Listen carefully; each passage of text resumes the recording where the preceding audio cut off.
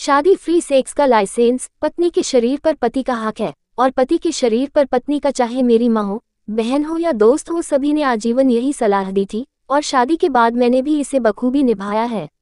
दीपक जी से ऑनलाइन मुलाकात होने के बाद हम दोनों ने अपनी प्रोफाइल घर पर दिखा दी। सबको सब कुछ अच्छा लगा। दीपक जी ने मेरा नंबर लिया और हमारी बात शुरू हुई। पहले तो लगा ये शर्मीले हैं, लेकिन समय के साथ साथ इनकी बातें ऐसी होने लगी कि मुझे शर्म आने लगती थी। इन्होंने मुझसे पूछा कि तुम्हारे पति से तुम्हारी क्या उम्मीदें हैं, तो मैंने लंबी चौड़ी लिस्ट गिना दी। अच्छा दिखने वाला होना चाहिए, पैसे वाला होना चाहिए, कमाई अच्छी हो कि किसी चीज के लिए सोचना ना पड़े, मेरा ख्याल रखे, स्टेबिलिटी हो, मुझे प्यार करे। बदले में मैंने पूछा आपको आपकी पत्नी से क्या उम्मीदें हैं। जवाब आया, बस हर परिस्थिति में मेरा साथ दे और परिवार की इज्जत करे।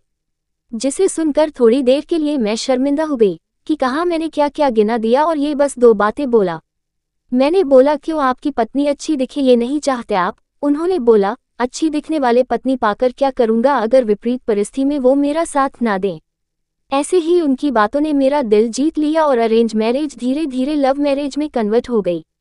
हमारी शादी होती है, सब अच्छे से होता है और जैसा घर में दोस्तों से सुना था शादी फ्री अनलिमिटेड सेक्स का लाइसेंस है, उसी आधार पर जिंदगी जीना शुरू किया। किसी भी पुरुष को यदि कोई स्त्री भरपूर सेक्स का आनंद दे तो वो पूरी तरह से मुरीद हो जाता है और मैंने भी ऐसा अनुभव किया।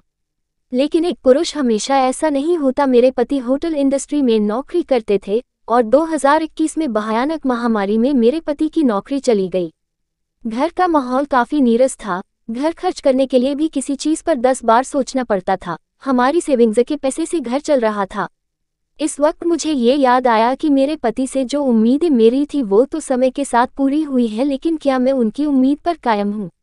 अंदर से जवाब आया नहीं, क्योंकि पैसे की तंगी होने की वजह से मुझे कुछ समझ नहीं आता कि कैसे क्या खर्च करना है और मैं उन्हें बात बात पर कोसती। जब मैंने इस बारे में सोचा तो मुझे और ज्यादा आत्मग्लानि हुई और रात में पति के पास जाकर बैठी और उन्हें बताया कि आप परेशान मत होइए, हम दोनों मिलकर कुछ ना कुछ करेंगे। मेरा ये रूप देखकर उन्हें काफी अच्छा लगा और अंदर से ऊर्जा मिली।